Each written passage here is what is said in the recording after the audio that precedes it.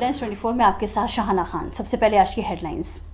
ममता बनर्जी ने की कांग्रेस प्रमुख सोनिया गांधी से भेंट। जम्मू कश्मीर में अमरनाथ गुफा के पास बादल फटा, किसी के हताहत होने की खबर नहीं। लोकसभा में कागज के टुकड़े फाड़ कर फेंकने वाले विपक्ष के 10 सांसद हो सकते हैं निलंबित। पेगासस स्कैंडल पर बोले राहुल गांधी, प्रधानमंत्री ने हमारे फोन में हथियार डाल दिया है। केशव प्रसाद मौर्य ने कहा, सपा बसपा और कांग्रेस मिलकर लड़े चुनाव, फिर भी यूपी में नहीं जीतने वाले। बाराबंकी में खराब खड़ी बस में ट्रेलर ने मारी टक्कर, 18 मजदूरों की दर्दनाक मौत। यूपी चुनाव पर दिल्ली में बीजेपी का बड़ा मंथन। बीजेपी सांसद राष्ट्रीय अध्यक्ष जेपी नड्डा से करेंगे मुलाकात। कोरोना के भारत में 43,000 से ज्यादा नए मामले, 640 की मौत। बच्चों को अगले महीने लग सकती है कोरोना की वैक्सीन। पाकिस्तान ने तालिबान के डर से पनाह लेने वाले अफगान सैनिकों को वापस किया और तालिबान नेता पहुंचे चीन। चीनी विदेश मंत्री ने मुलाकात में रखी शर्त। आइए अब देखते हैं कुछ खास खबरें।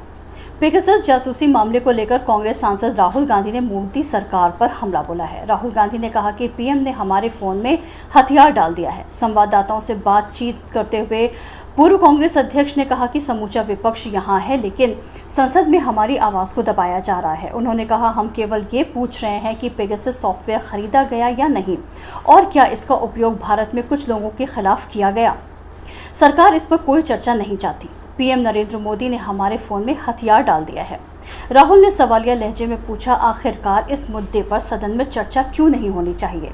वे कहते हैं कि हम संसद को बाधित कर रहे हैं, हम अपनी जिम्मेदारियों को पूरा कर रहे हैं और इसे लोकतांत्रिक प्रक्रिया के खिलाफ बताया जा रहा है। कांग्रेस के पूर्व अध्यक्ष राहुल गांधी ने कहा कि पेगासस मुद्दा राजद्रोह की तरह है, ये देशद्रोही है और मोदी और शाह जिम्मेदार हैं। इससे पहले कांग्रेस समेत 14 विपक्षी दलों के नेताओं ने पेगासस जासूसी प्रकरण और अन्य मुद्दों पर संसद में मौजूदा मानसून सत्र के दौरान सरकार को घेरने एवं दबाव बनाने की रणनीति पर बुधवार को चर्चा की। जम्मू कश्मीर में अमरनाथ गुफा के पास बादल फटा है। बादल फटने से गुफा के आसपास नुकसान की आशंका है। अभी तक किसी के हताहत होने की जानकारी नहीं मिली है।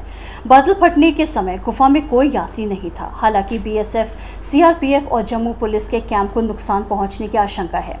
एसडीआरएफ की 2 टीमें पहले ही वहां हैं और एक टीम गांदरबल और रेस्क्यू में राहत के बचाव कार्य में भेजी गई है। अधिकारियों के अनुसार भारी बारिश और पवित्र अमरनाथ गुफा के पास बादल फटने के चलते गुंड और कंगन में लोगों को सिंध नदी से दूर रहने की सलाह दी गई है। चेतावनी में कहा गया है कि नदी के जल स्तर में अचानक इजाफा हो सकता है और बादल फटने से बहाव बेहद तेज हो सकता है। पवित्र गुफा की ओर जाने वाली पहाड़ी के आधार पर स्थित सुरक्षा बलों के अलावा बेहद कम लोग इस क्षेत्र में काफ़ी कम लोग मौजूद थे। कोविड महामारी के चलते पिछले 2 साल से अमरनाथ यात्रा को रद्द करना पड़ा है। पश्चिम बंगाल की सीएम ममता बनर्जी ने बुधवार को कांग्रेस प्रमुख सोनिया गांधी के साथ दिल्ली में मुलाकात की। इसी वर्ष अप्रैल मई में दोनों पार्टियों के बंगाल विधानसभा चुनाव में एक दूसरे के खिलाफ लड़ने के बाद दोनों नेताओं की पहली भेंट थी। वर्ष 2024 के आम चुनाव में बीजेपी के खिलाफ विपक्ष को एकजुट करने की कोशिश के मद्देनजर इस बैठक को अहम माना जा रहा है। मुलाकात के बाद ममता ने कहा कि बीजेपी को हराने के लिए विपक्ष का एकजुट होना आज के समय की ज़रूरत है। गौरतलब है कि बंगाल की सीएम ममता बनर्जी 5 दिन से दिल्ली यात्रा पर हैं। अपनी इस यात्रा के अंतर्गत उन्होंने मंगलवार को वरिष्ठ कांग्रेस नेता कमलनाथ और आनंद शर्मा से भेंट की थी। बेहद कठिन माने जा रहे पश्चिम बंगाल के विधानसभा चुनाव में अपनी पार्टी तृणमूल कांग्रेस को बम्पर जीत दिलाने के बाद ममता बनर्जी अगले आम चुनाव में बीजेपी के खिलाफ विपक्ष को एकजुट करने के प्रयासों में अहम शख्सियत बनकर सामने आई हैं। जहां एक तरफ प्रदेश सरकार लगातार माफियाओं पर शिकंजा कस रही है, वहीं दूसरी तरफ पार्टी के कार्यकर्ता ही धन उगाही के कार्य में लगे हुए हैं। इटौंजा सीतापुर रोड स्थित नीलांश वाटर पार्क का एक मामला प्रकाश में आया है, जिसके मालिक सतीश श्रीवास्तव ने आरोप लगाया है कि भारतीय श्रम जनशक्ति यूनियन के कमलेश यादव, इटौंजा निवासी दीपक शुक्ला खुद को बीजेपी का नेता बताते हुए नीलांश के निदेशक से लगातार धन उगाही का कार्य कर रहे हैं, जिससे परेशान होकर नीलांश ग्रुप ने सीएम योगी को पत्र लिखकर सहायता की गुहार लगाई है।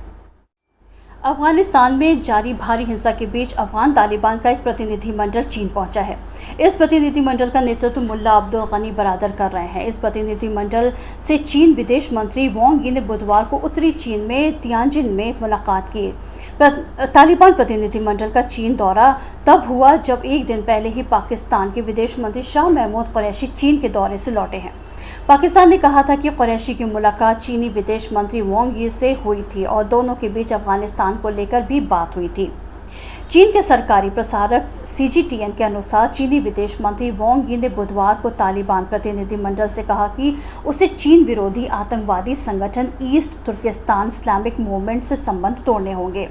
चीनी विदेश मंत्रालय ने तालिबान नेताओं के प्रतिनिधिमंडल से कहा कि पूर्वी तुर्किस्तान इस्लामिक मूवमेंट एक आतंकवादी समूह है। इसे संयुक्त राष्ट्र सुरक्षा परिषद ने भी माना है।